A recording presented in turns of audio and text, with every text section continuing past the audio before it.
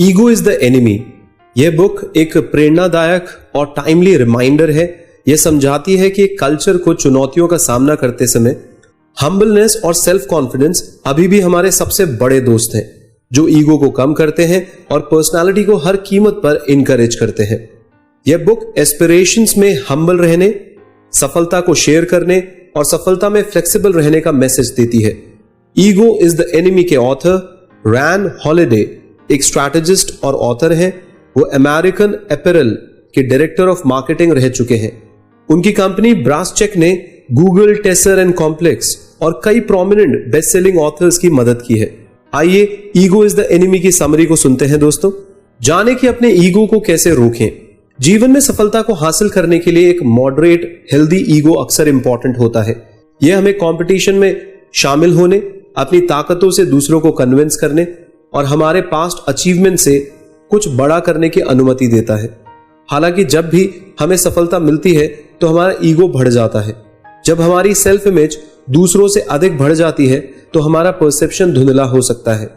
हम इतने over confident हो सकते हैं कि हम खुद को अधिक इंपॉर्टेंस देते हैं और हमें इसकी कीमत भी चुकानी पड़ती है। तो हमारे ईगो को पालना एक क्रूशियल स्टेप है, लेकिन हम ये कैसे करते हैं दोस्तों? इस समरी में आप सीखेंगे कि ईगो कहां से आता है और यह आपको सफल होने से कैसे रोक सकता है। आप अपने ईगो को कंट्रोल करने, विनम्रता को हासिल करने और दूसरों के साथ तारीफ को शेयर करने की स्ट्रैटेजीज को कैसे यूज कर सकते हैं। ईगो काम किए बिना रिकॉग्निशन को हासिल करने की इच्छा है। दोस्तों, जैसा कहा जाता है कि एक्शन शब्दों से तेज बोलते हैं, लेकिन अगर यह सच है तो हम उन चीजों के लिए भी क्यों पॉपुलर फील करना चाहते हैं या क्यों प्रशंसा लेना चाहते हैं जिन्हें दूसरों ने किया होता है। बिना कुछ अच्छा किए प्रशंसा पाना हमारे ईगो का हिस्सा है, जबकि रिकॉग्निशन सफल होने के परिणाम स्वरूप मिल सकती है।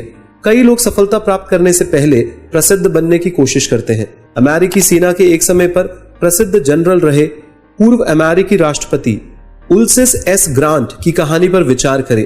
अमेरिकी सिविल वॉर के बाद उन्होंने राष्ट्रपति पद की दौड़ में हिस्सा लिया और उसे जीता। लेकिन जबकि ग्रांट सेना में लोकप्रिय थे, लेकिन उन्हें पॉलिटिकल स्फीयर में ज्यादा अनुभव नहीं था। अनुभव की कमी के बावजूद हाईएस्ट पॉलिटिकल ऑफिस को जीतने की उनकी इच्छा इस बात का परफेक्ट एग्जाम्पल है कि वो ईगोइस्ट थे। अहंकार के विपरीत एम्बिशन रियल अचीवमेंट्स की ठोस नींव पर आधारित होती है। इसके लिए ग्रांट के साथ सेना में जनरल रहे विलियम टेकुमसे शेरमैन का उदाहरण ले। शेरमैन भी मिलिट्री में सफल रहे, लेकिन ग्रांट की तरह उनमें ईगो नहीं था। जैसे ही अब्राहम लिंकन के दूसरे कार्यकाल का अंत निकट आया तो ग्रांट और दूसरे ईगोस्टिक मिलिट्री लीडर्स ने राजनीति में प्रवेश लिया और राष्ट्रपति की भूमिका के लिए कॉम्पीट किया। दूसरी तरफ शेरमैन एम्बिशियस थे, जबकि ईगोइस्ट फेम का पीछा करते हैं। एम्बिशियस लोग अपने क्षेत्र में एक्सपर्टाइज प्राप्त करने के लिए इच्छा से प्रेरित होते हैं, भले ही उन्हें इसके लिए कॉन्ग्रेचुलेट किया जाए या नहीं। लिंकन के साथ बातचीत करते वक्त यह क्लियर हो गया था कि शेरमैन राष्ट्रपति बनने में रुचि नहीं रखते थे। वह अपनी एक्सपर्टाइज मिलिट्री लीडरशिप के अपने क्षेत्र में कड़ी मेहनत करना पसंद करते थे। वह इसके लिए रिकॉग्निशन प्राप्त करने पर फोकस किए बिना सफल होने के लिए डिटरमाइन थे, और वह यह भी जानते थे कि एक एरिया में सफलता मिलने का मतलब यह नहीं है कि इसे दूसरे एरिया में ट्रांसफर किया जा सकता है। अपने अहंकार में खुद को याद दिलाएं कि सीखने के लिए हमेशा और कुछ है। एंशिएंट ग्रीक फिलोसोफर एपिक्टेटस ने एक बार कहा था कि उस इंसान को सिखाना लगभग असंभव है जो पहले से ही सोचता है कि उसको सब कुछ पता है। यह फिर से हमारे ईगो से कनेक्टेड है दोस्तों। हमारा ईगो हमें बताता है कि हम कुछ नया सीखने के लिए बहुत चालाक हैं, लेकिन यह सोचना काफी बचकाना है दोस्तों।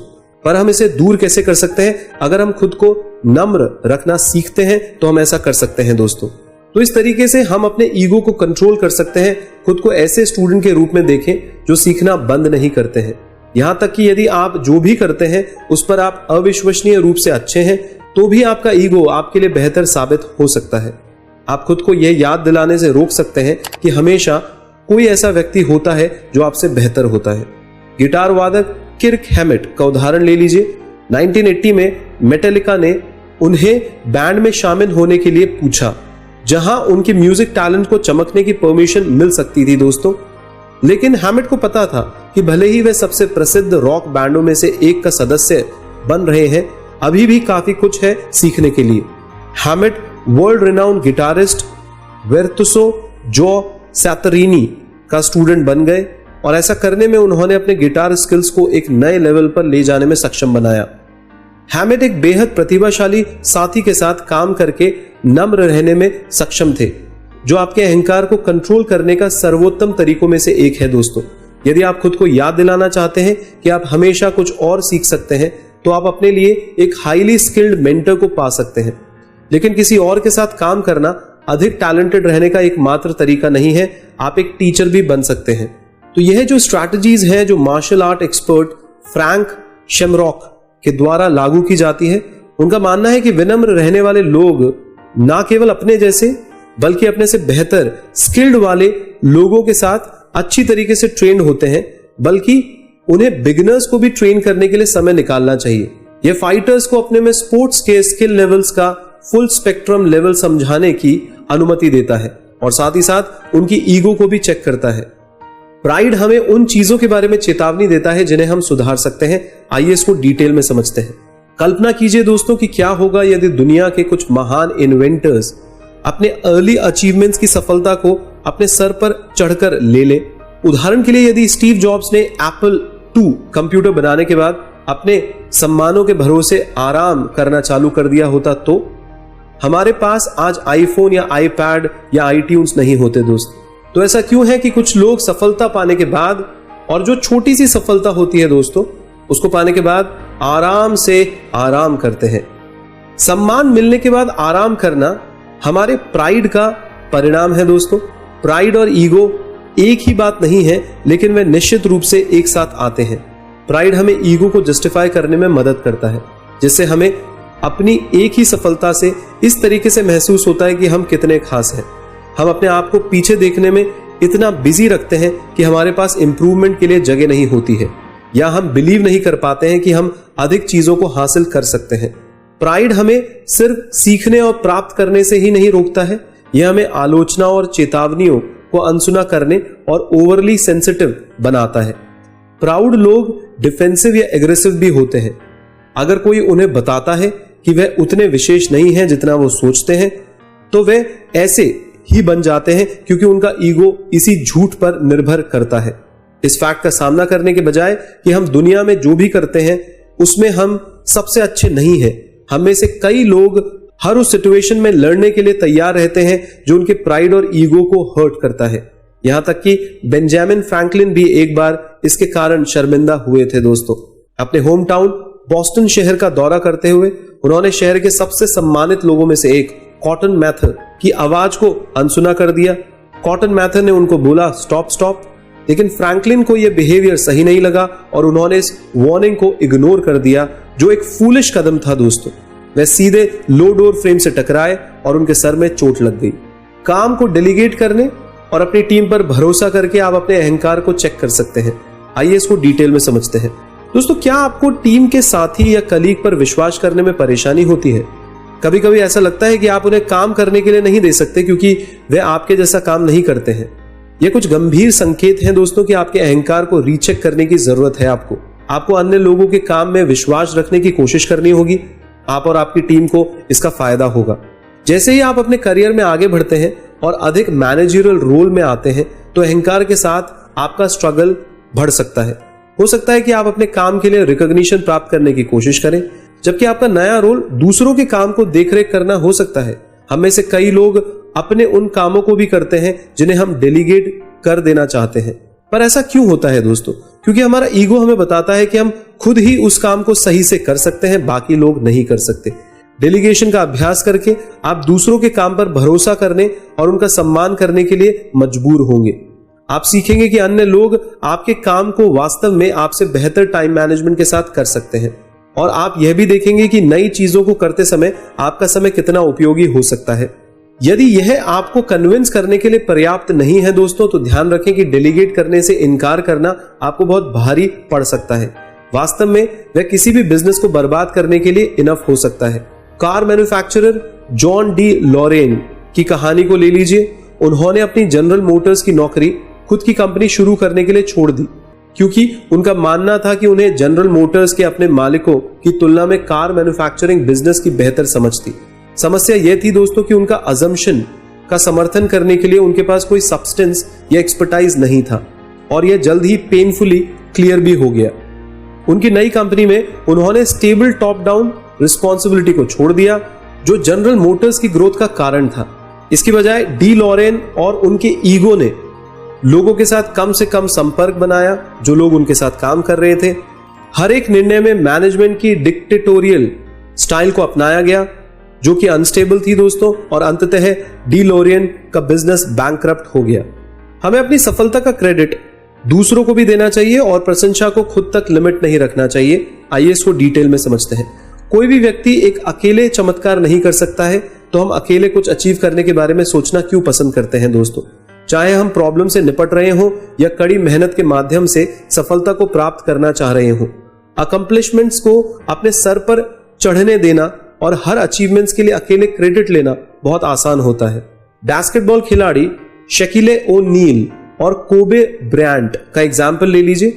दोनों एलए लेकर्स के वर्ल्ड क्लास प्लेयर्स थे और 2000, 2001 और 2002 में लेकर्स के साथ उन्होंने लगातार 3 चैंपियनशिप जीती थी। वे एक शानदार पेयर थे, लेकिन दुर्भाग्यवश इन दोनों की इंडिविजुअल सक्सेस उनके सर पर चढ़ गई। ओनील अक्सर मीडिया के सामने ब्रांड की कमियों के बारे में शिकायत करते थे और ब्रायंट ने तब तक लेकर्स के साथ एग्रीमेंट साइन करने से इनकार कर दिया था जब तक कि मैनेजमेंट ओनील को दूसरी टीम में ट्रांसफर नहीं करती है। आप इसका एग्जाम्पल महेश भूपति और लैंडर पेस से भी समझ सकते हैं दोस्तों। दोनों जबरदस्त खिलाड़ी थे, पर एक साथ जब खेलना चालू किए और बहुत सारे टाइटल्स जीते तो दोनों के अंदर शायद एक ईगो या प्राइड आ गया था कि भाई वो सोचते थे कि मेरी वजह से मैच जीतते हैं, उसकी वजह से मैच नहीं जीतते। तो दोनों के इस टसल के कारण ये जोड़ी टूट गई दोस्तों, और जो ग्रैंड स्लैम जीतने का एक सीरीज बना था वो भी ब्रेक हो गया। आप इन कंडीशंस में क्या करेंगे? यदि आपको अचानक एक मैगजीन में इंटरव्यू के लिए बुलाया जाता है या सोशल मीडिया पर फॉलोअर्स की भीड़ मिलती हो, तो यह सोचना आसान हो सकता है कि आप उन कलीग से बेहतर हैं जिन्होंने आपकी अब तक मदद की है। सेल्फिश रूप से खुद की प्रशंसा करने के बजाय दूसरों के साथ प्रशंसा को क्यों ना शेयर किया जाए? आमतौर पर वे बदले में आपके लिए भी ऐसा ही करेंगे। बेशक कुछ करियर एक व्यक्ति की लोकप्रियता पर भरोसा करते हैं, चाहे वे ब्रॉड रीडरशिप हो या कांस्टेंट मीडिया कवरेज के रूप में हो, लेकिन हम्बलनेस दिखाने से हमेशा आपके करियर को फायदा होगा दोस्तों। इससे कोई फर्क नहीं पड़ता है कि लोग क्या कहते हैं।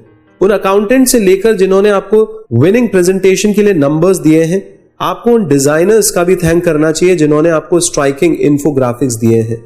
यह आपकी अपनी स्थिति को मजबूत करते हैं। इससे आपकी टीम आपके साथ काम करने का आनंद उठाएगी और बेहतर प्रदर्शन करेगी, और आप भी नए कोवर्कर्स को भी अट्रैक्ट करेंगे। जब आप अपनी पूरी कोशिश करते हैं और चीजें काम नहीं करती हैं, तो पता लगाएं कि अगली बार आप और क्या बेहतर कर सकते हैं। यदि आपके महान आइडियाज में से एक को रिजेक्ट कर दिया गया है या आपको वह नौकरी नहीं मिलती है जिसके लिए आपने अप्लाई किया है, तो निराश होना नेचुरल है। आखिरकार हमारा ईगो हमें बताता है कि हम इन रिवॉर्ड्स को अचीव करने के हकदार हैं, लेकिन दुनिया हमेशा हमारे प्लान्स के अनुसार काम नहीं करती है। कभी कभी हमें प्रमोशन नहीं मिलता है या एक निश्चित डील क्लोज नहीं होती है। भले ही हमने अपना सर्वश्रेष्ठ प्रदर्शन किया हो, तो हम इसका सामना कैसे करते हैं दोस्तों? निराश होने की बजाय हमने जो काम किया है उसे एक्सेप्ट करके हम शुरुआत कर सकते हैं और ये स्वीकार कर सकते हैं कि हम हमेशा काम के नतीजों या लोगों की ओपिनियंस को मान नहीं सकते हैं। एक अनएक्सपेक्टेड रिजल्ट्स का स्वागत हमारे परफॉर्मेंस को ऑनेस्टली से रिफ्लेक्ट कर सकते हैं। और दूसरी ओर हमें यह याद रखना चाहिए कि लकी ब्रेक्स कड़ी मेहनत से मिलने वाली सफलता के समान नहीं होते हैं। तो फिर हमें अपने परफॉर्मेंस के बारे में खुद के साथ ईमानदार होना होगा। New England patriot football team का एग्जाम्पल ले लीजिए दोस्तों। उन्होंने टॉम ब्रेडी को एक एंट्री ड्राफ्ट के रूप में 6th राउंड में सेलेक्ट किया था और वह NFL के इतिहास में सबसे बड़े क्वार्टरबैक में से एक बन गया, जिससे पेट्रियट्स ने 4 सुपर बाउल खिताब जीते।